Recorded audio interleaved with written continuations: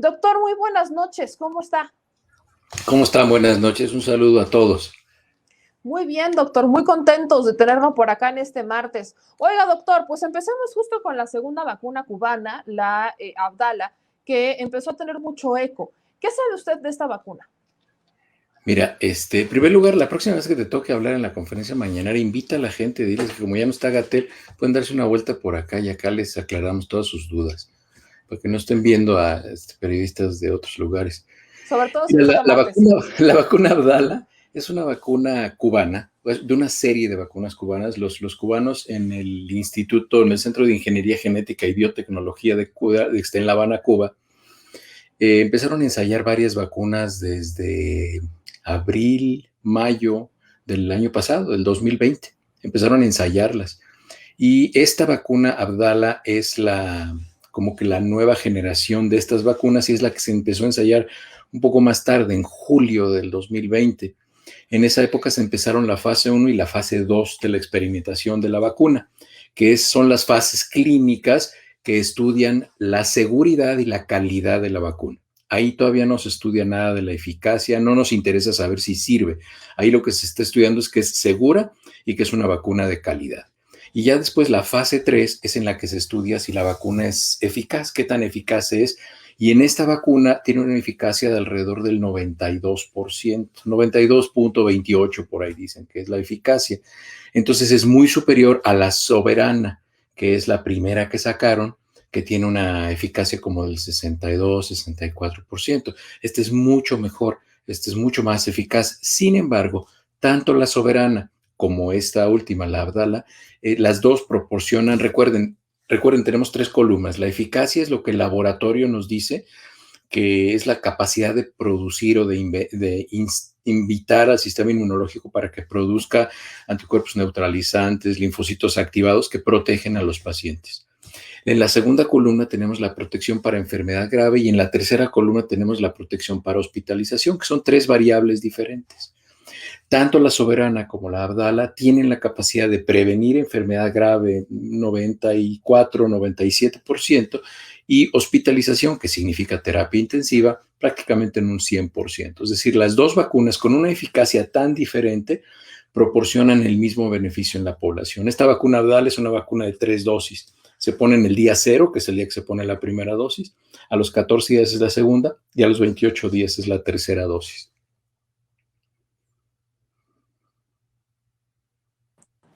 Ahora, doctor, esta segunda vacuna que se lanza, muchas personas me preguntaban que qué tan fácil o qué tan complicado se ve que llegue alguna de estas vacunas a México. Dos vacunas cubanas. Hay también por ahí temas que muchos me preguntaban, Estados Unidos no va a permitir que México adquiera vacunas de Cuba y demás. Usted, desde su perspectiva médica, profesional, ¿qué tan viable ve que México adquiera vacunas de Cuba? Mira, es cierto, el bloqueo que hay contra la isla, contra Cuba, es cierto, eso es innegable, que hay un bloqueo importante contra Cuba. Sin embargo, México ha decidido en algunos momentos históricos relacionarse con Cuba de manera más cercana, independientemente de lo que vaya a ser aquí Estados Unidos con México, porque finalmente la relación de Estados Unidos con México no se va a modificar por cómo traten a Cuba. Probablemente los presidentes de aquí hagan una pataleta, un berrinche, pero no pueden hacer mayor cosa. O sea, México es uno de sus mayores socios comerciales, el intercambio comercial que hay con México. O sea, no pueden hacer mayor cosa, ¿no? Entonces, pues yo creo que si México decide adquirir vacunas y Cuba se las vende, pues que las adquiera. No creo que vaya a haber ningún problema. Esto no es así como pleito de vecindad de que me va a hacer caritas feas a Estados Unidos, entonces no se las compro. No, no es así. No es así. No es tan sencillo. No es tan sencillo el negarse a vender o a adquirir vacunas, ¿no? Ahora, doctor, cambiando de tema, ya pasando de la vacuna a la variante Delta, ya habíamos platicado de ella, de hecho, en este espacio. Ujú. Brincan las declaraciones de Fauci, donde dice que la variante Delta es la mayor amenaza para erradicar el COVID en Estados Unidos. Israel se preocupa ante la variante Delta, ante el aumento de casos vacunados, y preguntan también algunas personas que cuál es la efectividad de las vacunas contra la variante Delta de COVID-19. Bueno, acuérdense, hay que diferenciar las palabras. Una cosa es la eficacia y otra cosa es la efectividad. Les voy a hablar de la eficacia, que se supone que es lo que me están preguntando. La eficacia de la vacuna no se modifica. Es susceptible tanto a la variante Delta, que está empezando a crecer, como la variante Alfa, que es la B117, que es la variante del Reino Unido, que es la preponderante aquí en Estados Unidos y en México empieza a ser la preponderante. ¿Esto qué significa? ¿Qué es lo grave de estas nuevas variantes? Estas variantes significan que las personas que se enfermaron al principio de la pandemia y no quieren vacunarse por la razón que ellos decidan, que hay mucha gente que está decidiendo no vacunarse. Por ejemplo, aquí en Estados Unidos, cerca del 30% global en todo el país no se quiere vacunar. Entonces, esta gente se puede enfermar varias veces de las diferentes variantes de COVID. Puede ser que les haya dado COVID en septiembre, octubre o noviembre el año pasado y ahorita les puede dar COVID otra vez por B117 o por la B16-17-2, que es la Delta. Les puede dar COVID otra vez. Ahora, la Delta, ¿cuál es la característica que tiene la variante Delta? La variante Delta, la característica que tiene es que se transmite con mayor facilidad y con mayor rapidez. ¿Se acuerdan que dijimos un valor que se llama el R0, que es el número de personas que una persona infecta cuando tiene COVID? ¿A cuántas personas puede infectar? Esa no se modifica, sigue siendo 3. O sea, una persona infectada puede infectar a 3.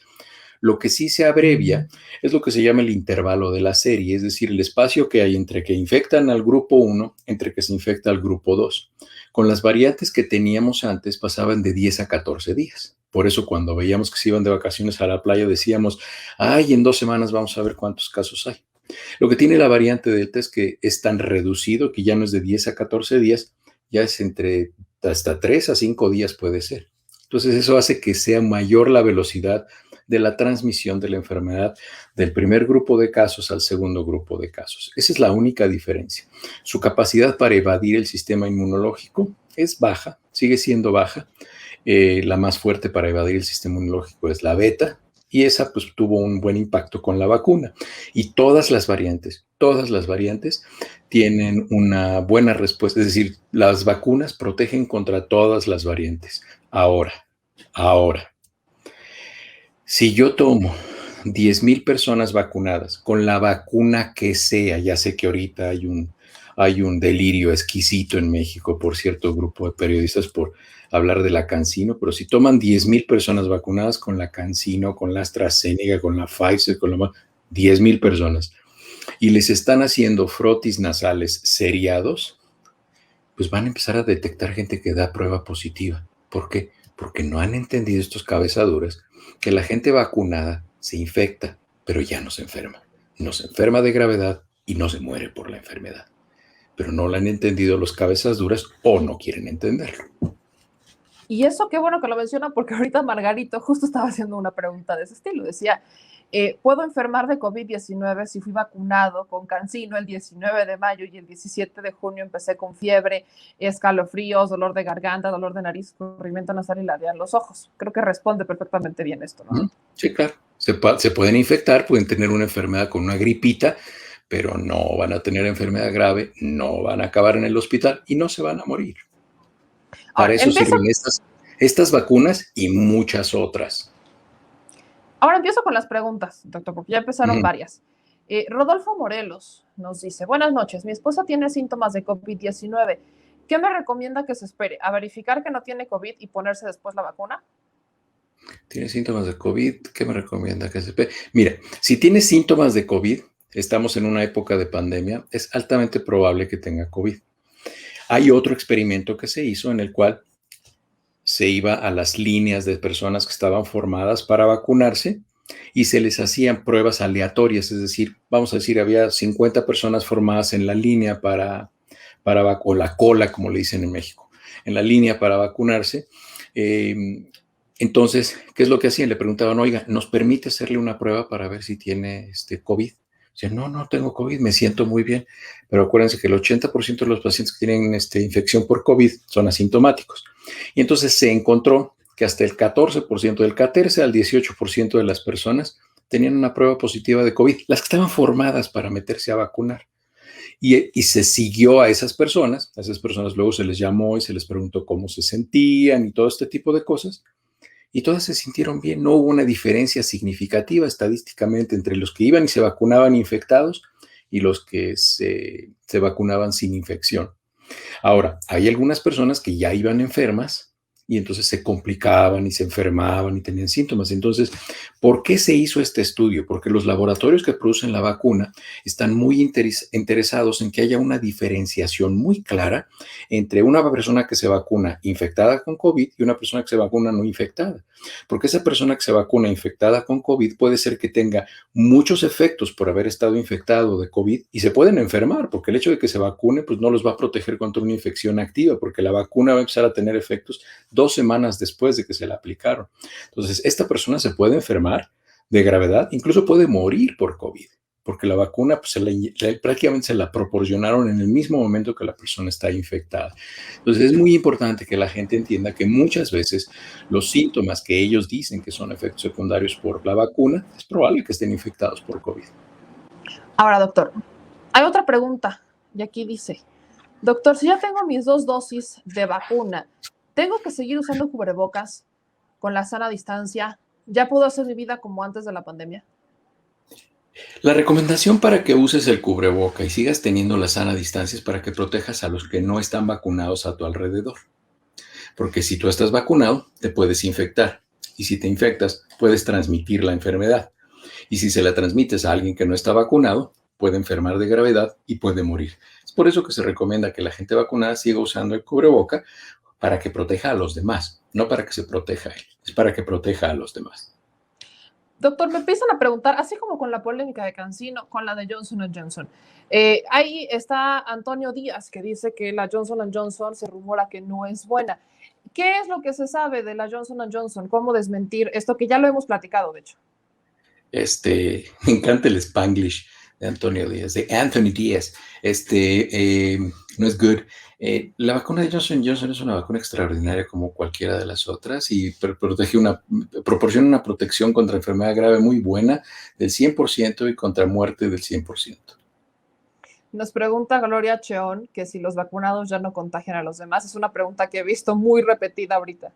No, ya les contesté que sí, los vacunados se pueden infectar, ellos no se van a enfermar, pero sí van a infectar a las personas que no estén, a las que estén vacunadas y a las que no estén vacunadas, las pueden infectar también, pero, pero las que no están vacunadas se van a enfermar. Dice Anubis K. Buenas noches, tengo una duda. El día de hoy me vacuné, me dio dolor de cabeza y por error me tomé un ibuprofeno de 800 miligramos. ¿Ese medicamento merma el efecto de la vacuna? ¿Se anula el efecto? No, no. No es el medicamento recomendado por el Centro de Control de Enfermedades y Prevención, el CDC de los Estados Unidos. No es el medicamento recomendado, pero hay grupos que lo recomiendan. No lo recomienda el CDC, pero hay grupos que sí lo recomiendan. Y no, mira, si se inhibiera, yo le decía el otro día a una persona, le digo, mira, si se inhibiera el sistema inmunológico con ibuprofeno o acetaminofén, ese sería el tratamiento para la artritis reumatoide o para el lupus sistémico, porque el lupus eritematoso sistémico y la artritis reumatoide y muchas otras enfermedades autoinmunes, pues se disminuirían con ello, ¿no? Porque se disminuiría el sistema inmune. Entonces ese sería el tratamiento. Y pues no es el tratamiento porque no disminuye el sistema inmune. Entonces, no es el medicamento recomendado por el Centro de Control de Enfermedades y Prevención de los Estados Unidos, que es el organismo que siguen muchas veces todos los países de Latinoamérica, incluyendo México. El medicamento que recomiendan es paracetamol, 2 tabletas de 500 miligramos cada 8 horas, cada 6 horas, si es que no se tienen problemas hepáticos o previas alergias al paracetamol. Más preguntas. Hoy los veo muy activos con las preguntas, doctor. Lo Está estaban bien, está bien. esperando. Uciel dice, pregunta, tuve COVID hace 6 meses. ¿Qué me pasa si me pongo la vacuna? ¿Me puedo enfermar peor que cuando me dio COVID? No, es muy probable, Uciel, y esta es una pregunta buena, es una buena pregunta. Te voy a decir como al estilo doctor Hugo López Gatell, muy buena pregunta y muy interesante. Mira, lo que sucede es que como tú ya estás sensibilizado contra las estructuras de SARS-CoV-2, que es lo que causa COVID-19, es muy probable que los efectos secundarios de la vacuna sean un poco más agresivos porque tú vas a generar una respuesta de defensa mucho más rápida y mucho más intensa. Pero desde luego que no te vas a sentir tan mal como COVID. Y sería muy interesante, Uciel, que tú nos platicaras qué secuelas de COVID tuviste. si se te duermen las manos, si tienes dolor de cabeza, si tienes alopecia, si tienes cuadros de ansiedad, si has tenido insomnio, si has experimentado crisis de ataques de pánico, si tienes problemas respiratorios, si tienes tos crónica, si tienes fatiga, que todos esos son dolores musculares, todos esos son efectos secundarios de COVID. A todas las personas que les da COVID pueden tenerlo. Y fíjate, eso sí tienen. La variante B117, que es la del Reino Unido, y la Delta, la B16-17-2, que es esta la que estábamos hablando, esas tienen secuelas aún cuando el paciente tenga una enfermedad leve. Las primeras variantes que teníamos, la intensidad de los efectos de las secuelas de la enfermedad eran directamente proporcionales a la severidad de la enfermedad. Incluso los pacientes que estaban en terapia intensiva y que se salvaban, en fin, eran los que tenían el mayor número de secuelas. Y ahora con estas nuevas variantes vemos que no. Pacientes que incluso tuvieron una enfermedad que en 3 o 4 días se resolvió, se autolimitó espontáneamente, tienen después unas crisis impresionantes. Yo he tenido pacientes en el consultorio que en 4 o 5 días estaban bien, que no tomaron más que un poco de líquidos, acetaminofén o paracetamol, como le dicen en México, y ahora tienen vértigo, tienen síncope, o sea, pierden el conocimiento, se les duermen las puntas de los dedos, tienen náuseas, les duele la cabeza, se les está cayendo el pelo por zonas, alopecia areata se llama eso. Entonces, son variantes que están teniendo un cuadro un poco más agresivo en cuanto a las secuelas y no sabemos cuánto van a durar esas secuelas. No sabemos si van a ser para toda la vida o se van a autolimitar, pero no, desde luego que no va a ser más grave que te pongas la vacuna. Se recomienda que te pongas la vacuna porque además por ahí hay 2 o 3 artículos que enfermarse de COVID y no vacunarse es una enfermedad, es un juego de 3 strikes, es decir, es muy probable que la tercera vez que te dé, es decir, vamos a decir que te dio la variante original, lo que se llama la wild type, la primera, es la D614G, esa es la original, la D614G, te dio esa, con esa te enfermaste de COVID. Luego te da la B117, la del Reino Unido, te va a dar mucho más grave el cuadro y después te da la Delta, en el tercer strike te ponchan, entonces pónganse la vacuna, vacúnense. Ahora, aquí tenemos otra pregunta de Aurira Sustaita. Oriéntame, por favor. Padezco de vasculitis reumatoide y anemia. ¿Puedo vacunarme? Debes vacunarte. Debes vacunarte porque mira, los pacientes que tienen vasculitis reumatoide, a ver, voy a explicar qué es esto porque la gente si no me va a regañar mi productor. Ya sí, yo también porque no sé qué es vasculitis reumatoide. Muy bien, es muy fácil, muy fácil. Vasculitis es la inflamación de los vasos sanguíneos y reumatoide quiere decir que es positiva para el factor reumatoide, es decir, es una enfermedad autoinmune. Es una enfermedad en la cual nuestro sistema inmune reconoce algunas estructuras de nuestro cuerpo como ajenas y las ataca. En las pacientes que tienen vasculitis reumatoide, y digo las pacientes porque la proporción es de 9 a 1, es decir, 9 mujeres por un hombre, es mucho más frecuente en mujeres. Estas pacientes tienen daño endotelial, es decir, tienen alteraciones vasculares. Y acuérdense que los pacientes que más se complican con COVID son los pacientes que tienen daño endotelial, causado habitualmente por hipertensión, diabetes, obesidad, tabaquismo. No es tan frecuente la vasculitis reumatoide, pero bueno, se puede presentar. Entonces es muy importante, muy importante que todos estos pacientes y estas pacientes se vacunen para que no se vayan a enfermar de COVID, porque COVID es mucho más agresivo en estos pacientes. Ahora, tenemos una pregunta de Carlos que dice que es paracetamol, ¿no? Así que la pregunta que él nos hace es qué es paracetamol y gracias por el superchat que nos mandó de $5. El paracetamol es un medicamento antiinflamatorio no esteroideo, así se clasifican estos medicamentos. Hay una cascada de células inflamatorias que se llama la cascada del ácido araquidónico y es lo que produce sustancias, seguramente ustedes han oído hablar, sustancias inflamatorias que regulan la cantidad de inflamación que se produce, cómo se sube la temperatura, qué tanto se hincha una persona. Y entonces ahí tenemos sustancias como las prostaglandinas y las prostaciclinas, los tromboxanos y todo este tipo de sustancias que hacen que una persona se inflame más, se hinche más, le duela más, le dé más fiebre. Y lo que hace este paracetamol o el acetaminofén es que bloquea la cascada y disminuye. Y el paracetamol o acetaminofén, que son los dos nombres comerciales, los nombres científicos que recibe, este medicamento es primordialmente un medicamento antipirético, es decir, disminuye la capacidad de fiebre y es un medicamento analgésico antiinflamatorio. Entonces, eso es lo que hace este medicamento. Doctor, tenemos más preguntas. Nos pregunta Ricardo Salas. El doctor Gatera en la conferencia de prensa ahora usa la palabra epidemia en vez de la pandemia. ¿Tiene algún significado? No, simplemente una pandemia son muchas epidemias. Es decir, lo primero que empieza, las tres escalas que recibe una infección, una enfermedad infecciosa en una región del mundo, el primer lugar es brote, es un brote. Por eso incluso dentro de una pandemia puede haber rebrotes, es decir, ¿qué quiere decir? Un brote es un incremento de casos regional en una zona restringida dentro de un país. Una epidemia es una infección que hay en un país o en dos países, creo que es hasta tres países. Y una pandemia es aquella que está en dos o más continentes. Entonces, en una pandemia está constituida de epidemias y de brotes. Ahora, Julie Serep tiene varias preguntas relacionadas con su papá. Dice Julie en un primer punto que su papá se puso las 2 dosis y que engordó, que antes tenía anemia y que ahora come como un león. Y en una última pregunta Ay, dice, qué señor tan chistoso. imagínense, ya me lo imagino. Y yo, no, pues imagínate, yo voy a decir, oye vieja, me dieron ganas de ponerte el cuerno al que me pusieron las vacunas, ¿no? Échale la culpa a la vacuna. Bueno, y la última pregunta, que creo que esa es la que más vale la pena responder de todas, es que dice que si su papá todavía puede contagiar, porque su papá dice que le habla muy cerca, sin cubrebocas ni nada, y que tiene ese miedito, ella lo regaña, pobre de su papá, ya me lo imagino todo regañado, pero que lo regaña porque le habla muy de cerca sin cubrebocas y pues ella todavía no tiene la protección. Que eso, bueno, ahí se lo pongo sobre la mesa. 3 preguntas en una al pobre papá de Julie. No, pues, que le diga a Julie que, pues, que no coma tanto, porque el estar gordo, pues es un factor de riesgo para muchas otras enfermedades. Y pues, si le va a hablar de cerca, al menos que le hable bonito, ¿no? Bueno, ahora voy con la pregunta de Mariana Zagal. Doctor, actualmente tengo COVID. ¿Cuánto tiempo tengo que esperar para primera dosis de vacuna?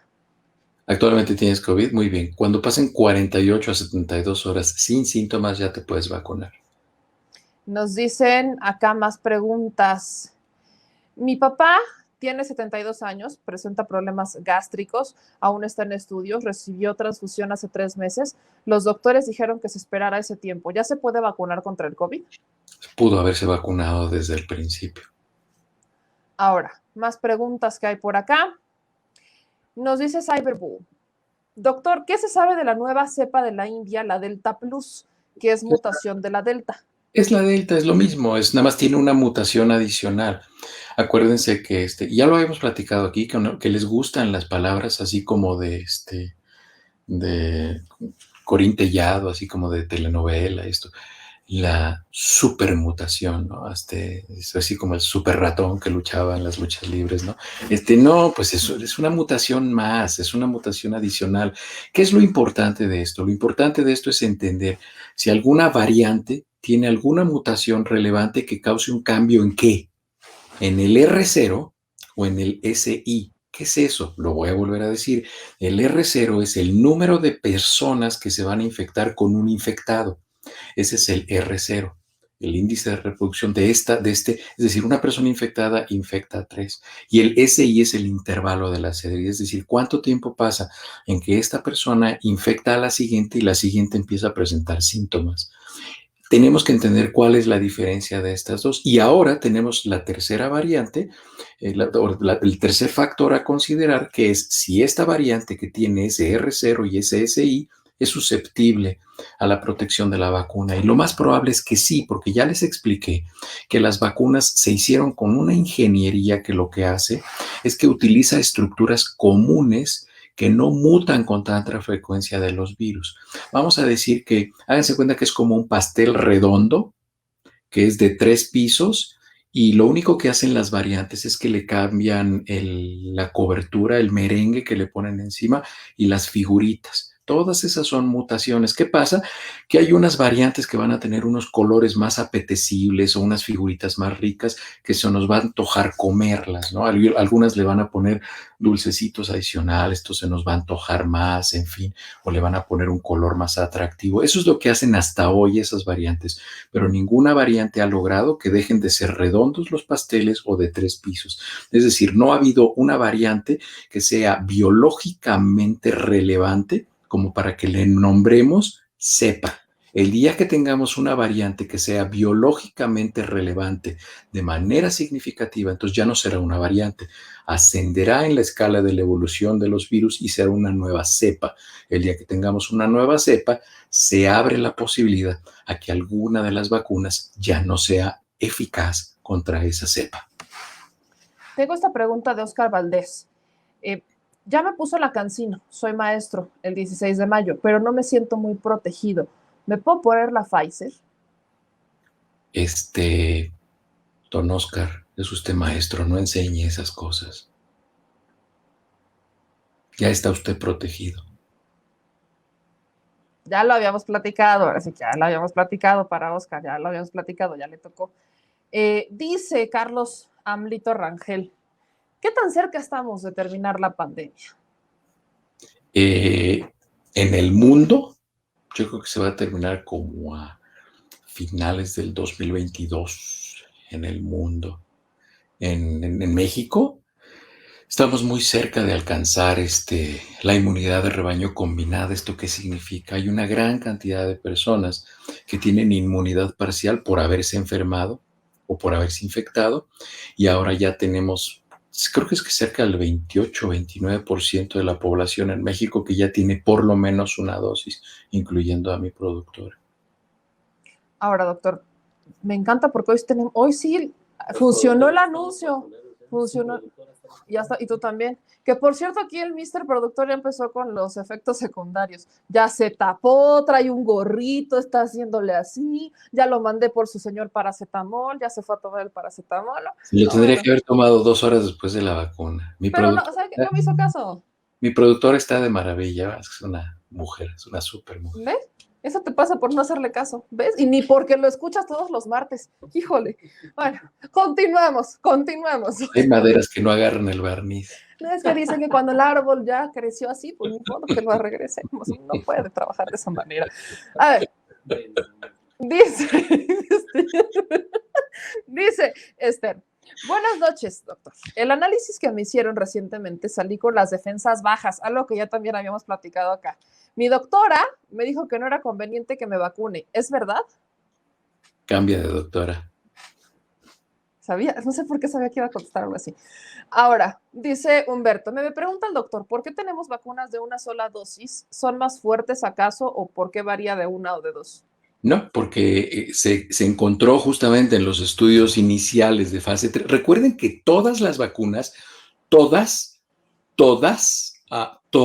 las vacunas están en la fase 3 extendida y por eso es que están en uso de emergencia. Por eso no hay conclusiones de la fase 3 de ninguna vacuna, aunque haya unas cabezas duras por ahí que no lo entienden. Pero todas las vacunas están en la fase 3 extendida. Entonces, en la fase 3 inicial de algunas vacunas se vio que la eficacia que alcanzaban con una dosis era suficiente para prevenir segunda columna contra enfermedad grave, tercera columna y hospitalización y muerte. Y en algunas otras vacunas se vio que eran necesarias 2 dosis para alcanzar una eficacia que proporcionara protección para enfermedad grave y protección contra hospitalización. Y ahora tenemos esta, la Abdala, que se vio que para que produzca una eficacia del 92.28% necesita 3 dosis, a los 0, a los 14 y a los 28 días, para que así produzca una protección para enfermedad grave y para hospitalización y muerte. Ahora tengo acá otra pregunta de Tito del Moral. Y dice, me tengo que vacunar contra sarampión, rubéola, tengo 48. Después de esta vacuna, ¿me puedo vacunar contra COVID o con cuánto tiempo de espacio entre una y otra? Por precaución, casi siempre se recomienda que pasen entre 10 y 14 días entre una vacuna y otra, que tenga una actividad, una inducción de la actividad, es decir, que produzca una invitación del sistema inmunológico similar.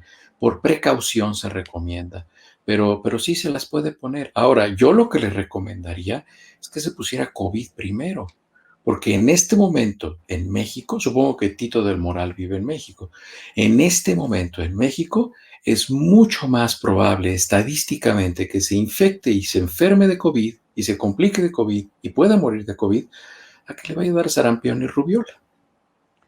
Otra pregunta que tenemos, voy a juntar varias que veo similares, pero voy a empezar con esta que nos están poniendo por aquí. Una compañera de trabajo le hicieron la CPR y salió negativo. 2 días después dio positivo en la de antígenos y dio positivo y ahora está grave. ¿Por qué no salió en la CPR? Bueno, la CPR supongo que se refiere a la PCR, la cadena de reacción de polimerasa. La prueba de PCR ya lo habíamos platicado aquí, no me acuerdo si fue aquí o en algún otro programa, porque la prueba de PCR es la prueba de oro al principio, al principio. Cuando un paciente ya pasaron ciertos días con síntomas, la prueba de PCR pierde su sensibilidad y su especificidad y entonces las otras pruebas son las positivas. Entonces, ¿cuál es la mejor prueba? Depende de qué momento del atardecer estemos. Empezamos a ver cuando se mete el sol, si ya está la mitad del sol adentro, si ya se puso negro. Es decir, depende del momento de la infección de esa persona con SARS-CoV-2, depende de eso, cuál es la prueba más útil, porque puede ser que ya haya tenido los síntomas iniciales hace 10 días, entonces, ¿qué creen? ¿Cuál es la prueba más adecuada? La prueba en heces, es decir, en el excremento, y no necesitan meterles nada para sacar el excremento. Habitualmente los seres humanos tenemos la capacidad de dar una muestra sin que nos metan nada, porque ya ven que estaban diciendo que en un aeropuerto les estaban poniendo no sé qué cosa para sacarles la muestra. No hay necesidad de tanto amor, pero se puede dar la muestra sin necesidad de ello. Nos pregunta aquí Jorge FR, mi hija tiene Raynaud, ¿se puede vacunar? Muy bien.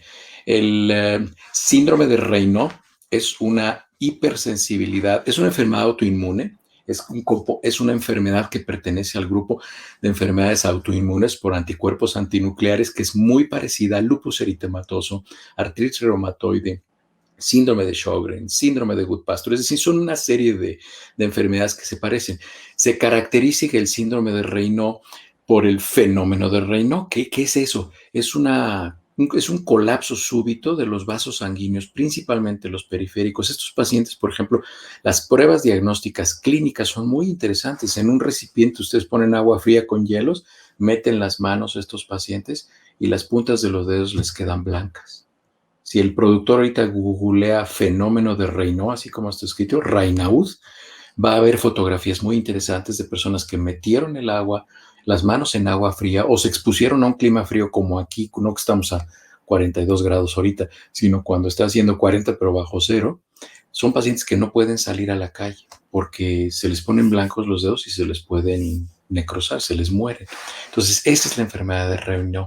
Y son pacientes que tienen enfermedades autoinmunes. No tiene nada que ver que se vacunen o no se vacunen. Deben vacunarse como cualquier otra persona.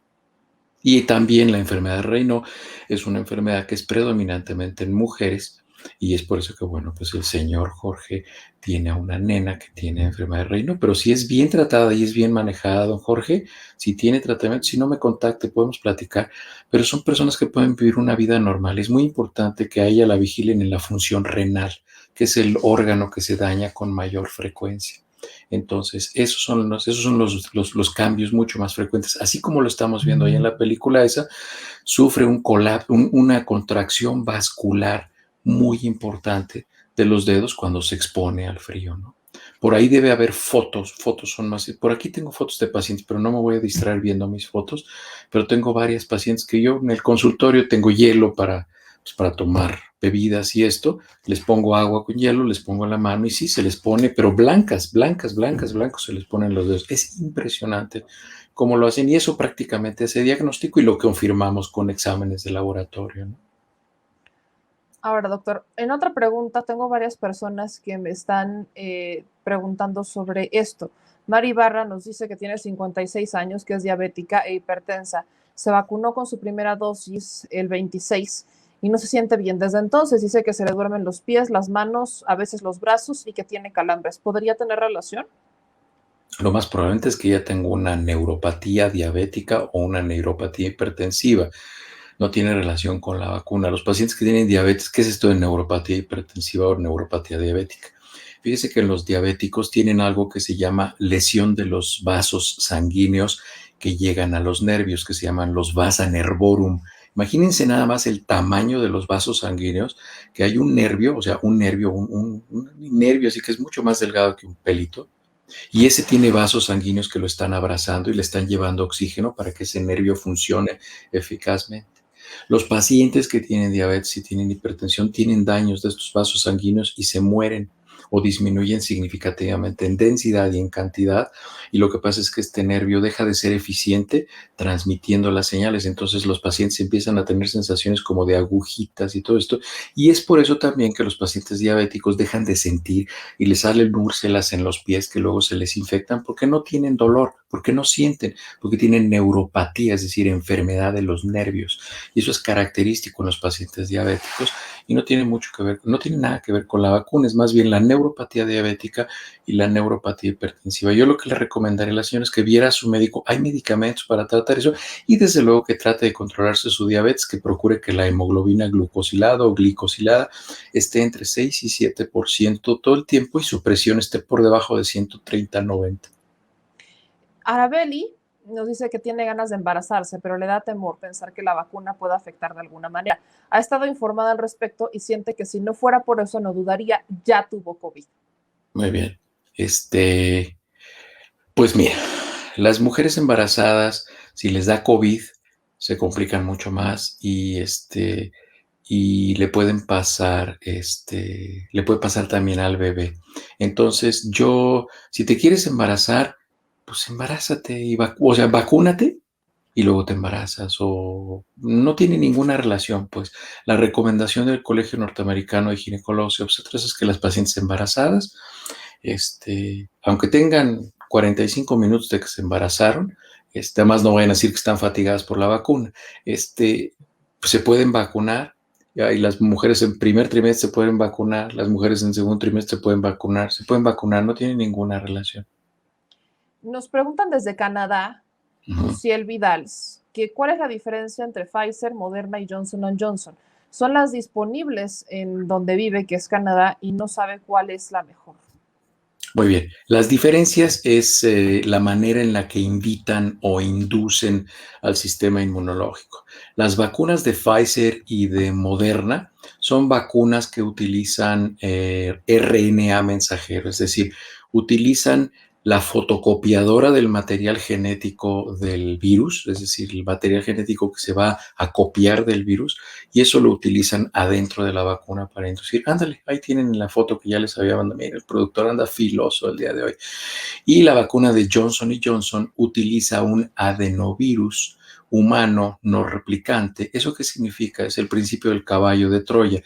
Los adenovirus son virus que tienen baja infectividad, que son bastante torpes para causar enfermedad en los seres humanos, y entonces lo que hacen es que toman un adenovirus, le meten un pedacito del SARS-CoV-2 que causa el COVID adentro, y entonces se va a meter el adenovirus, el sistema inmunológico lo destruye y al destruirlo pone en exposición el material del SARS-CoV-2 y entonces se induce la respuesta inmunológica contra ese pedacito de virus, es decir, del COVID-19. O sea, no les están metiendo COVID, les meten un pedacito de esta estructura común que tiene, que no cambia mucho.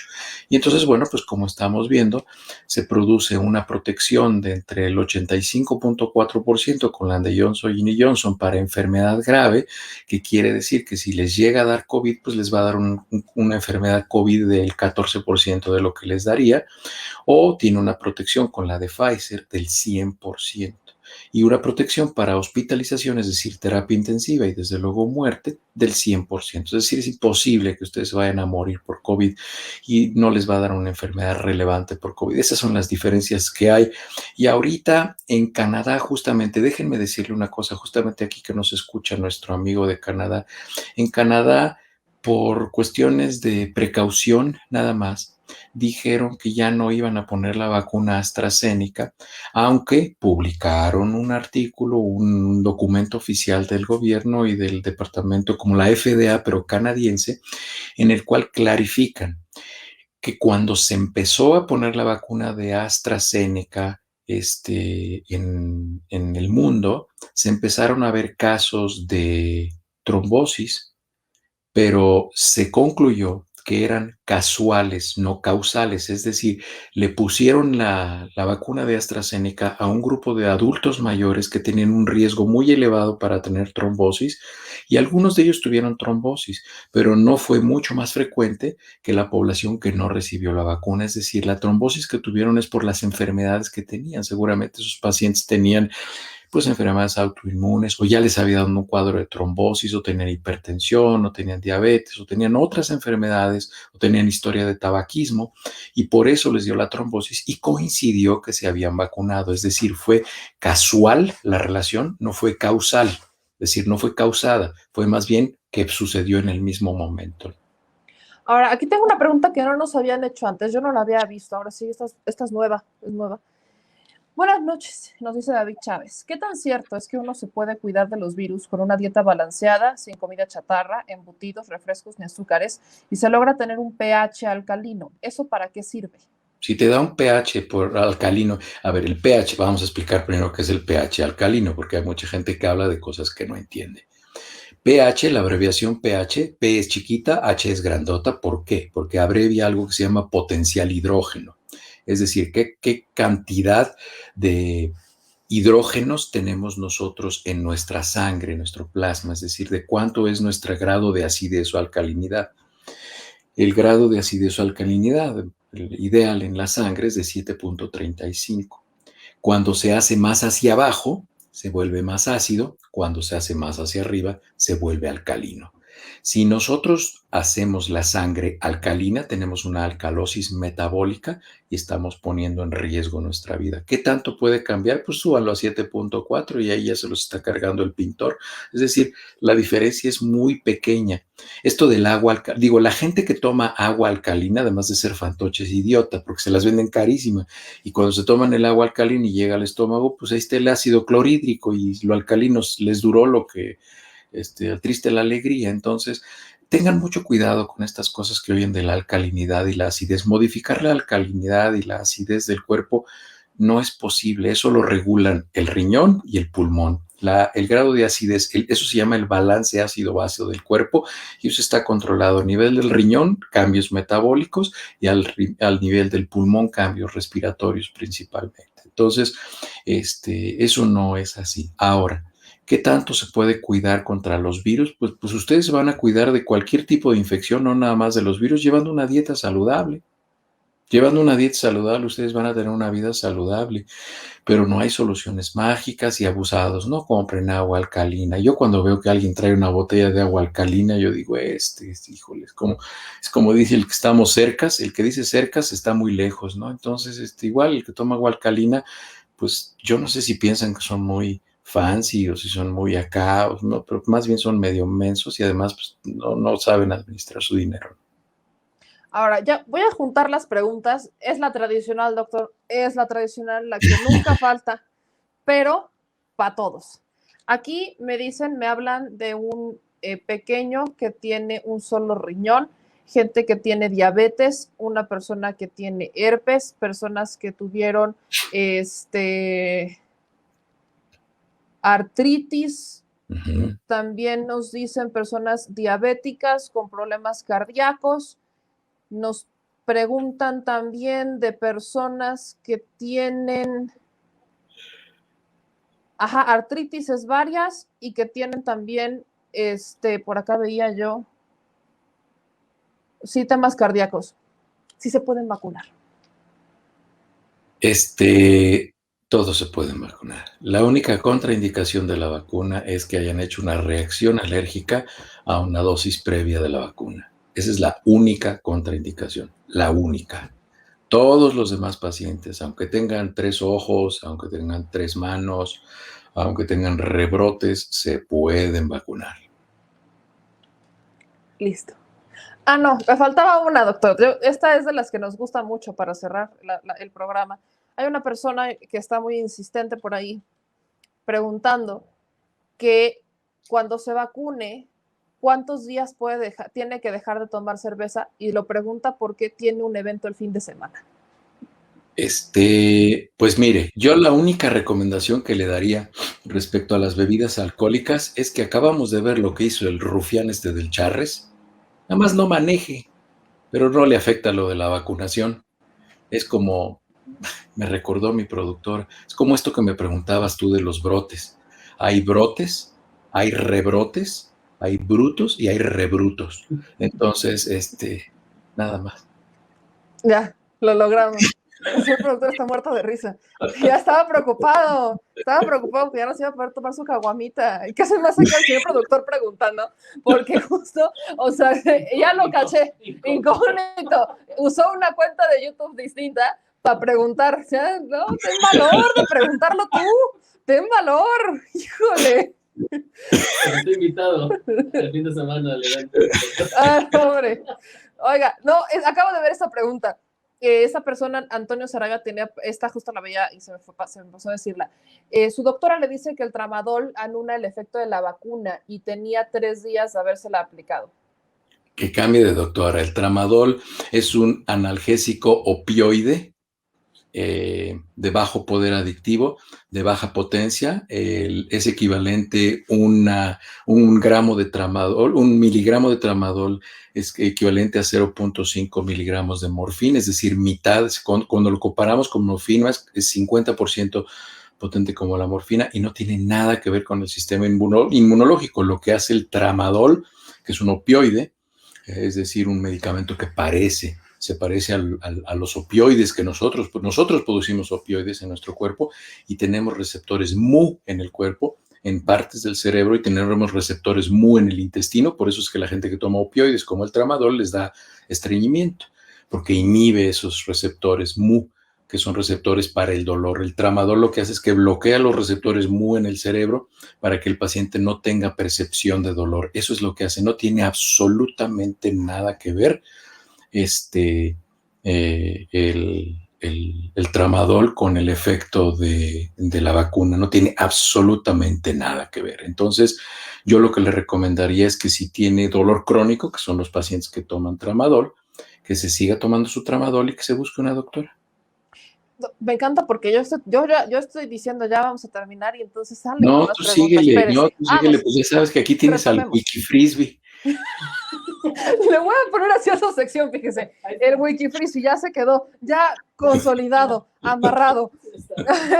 Doctor, me preguntan acá que se me pasó decir que aquellas personas que están en quimioterapia actualmente si se pueden vacunar o cómo hacerlo, cómo funciona con la quimioterapia.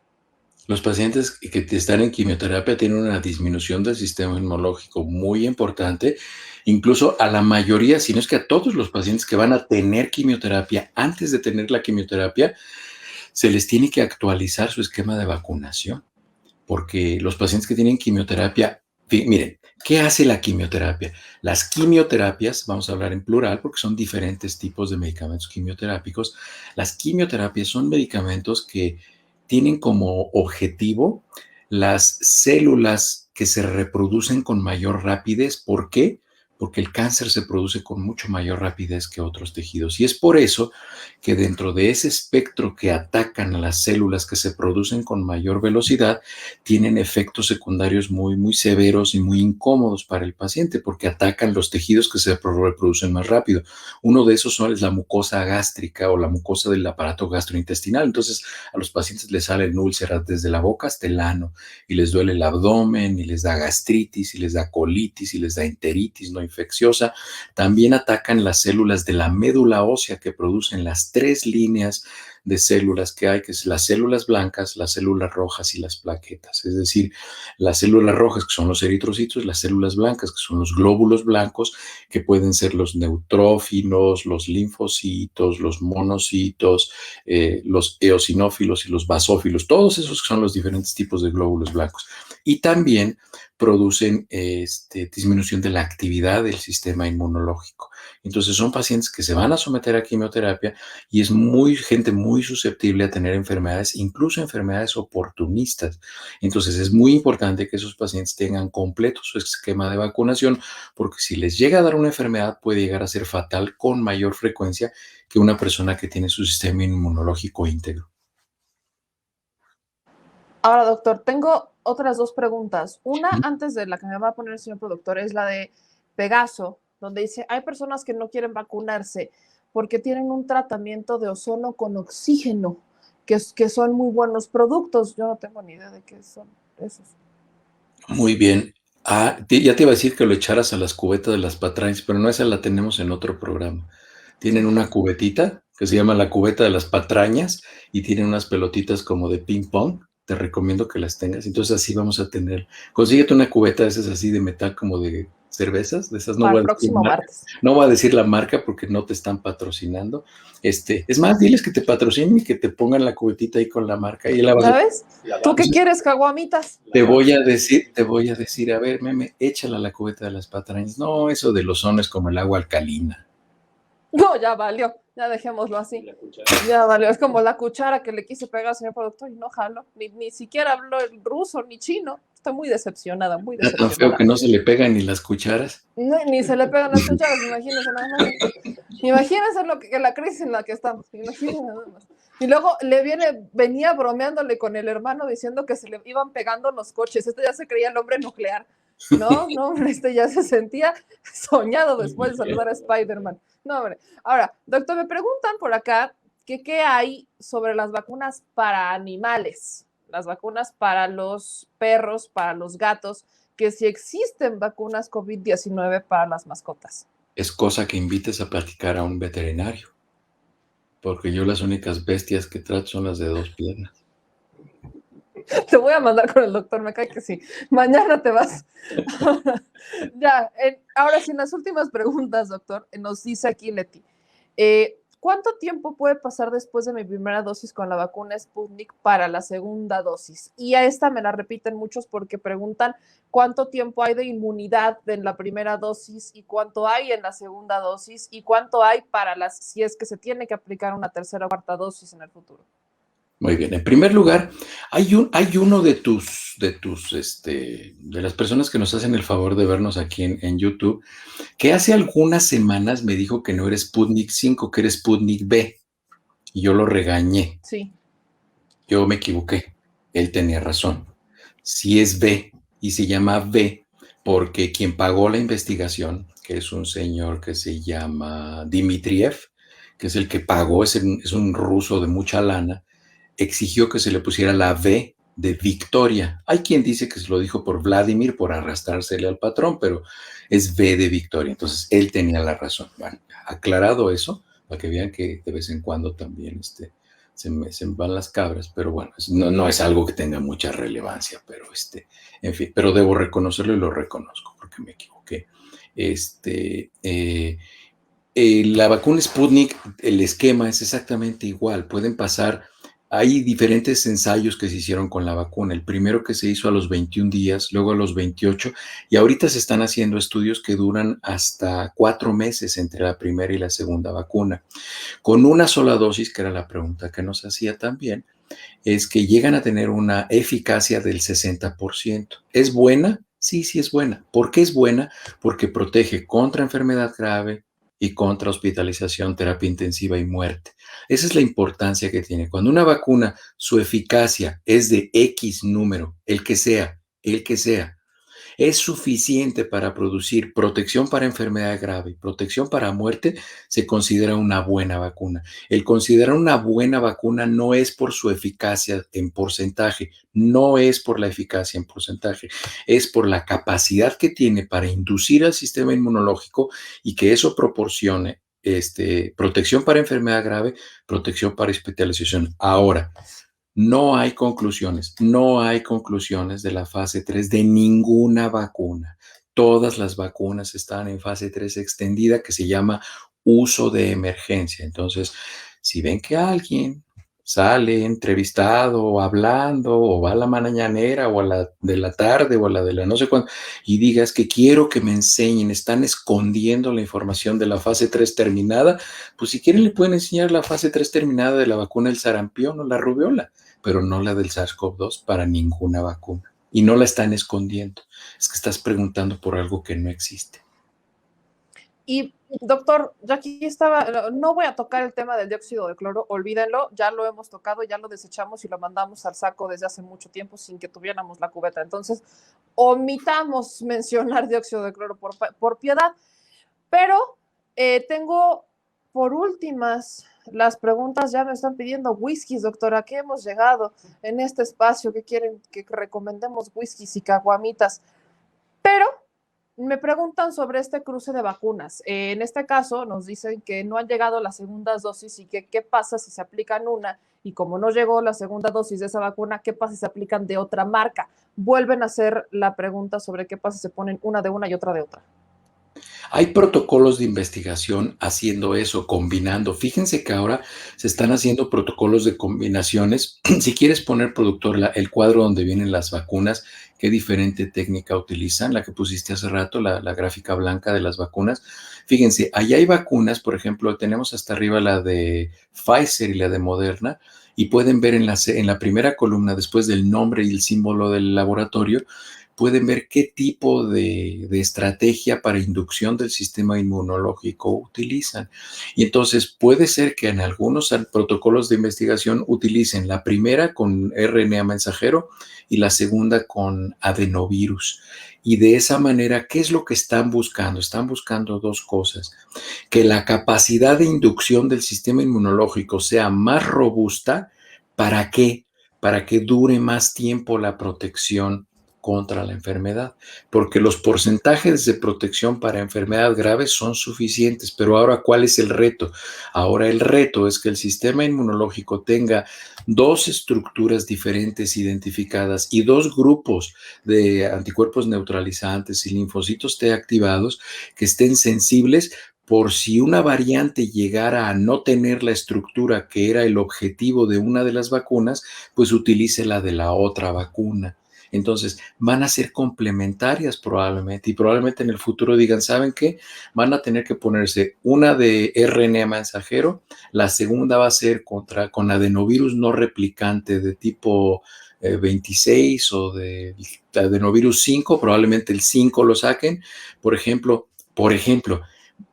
para población homosexual, hombres homosexuales, hombre teniendo sexo con hombres y hombres bisexuales, la vacuna con adenovirus 5 no se recomienda porque la vacuna con adenovirus 5 les incrementa la posibilidad de contraer HIV.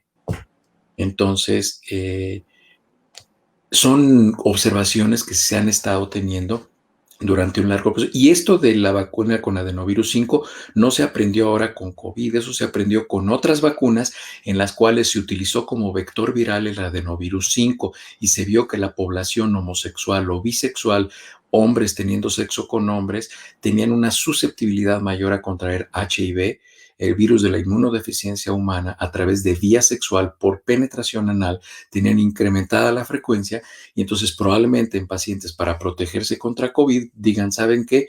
Yo soy homosexual o yo tengo relaciones sexuales con hombres, a mí no me pongan la de adenovirus 5, pónganme la de RNA y pónganme la de la proteína S, ¿no? Que es la de Novavax. Entonces puede ser que se utilicen esos otros diferentes tipos. Entonces es muy importante que nosotros vayamos aprendiendo y para eso sirven las fases 3 extendidas de la investigación clínica y por eso no hay conclusiones de las fases 3 extendidas porque seguimos aprendiendo.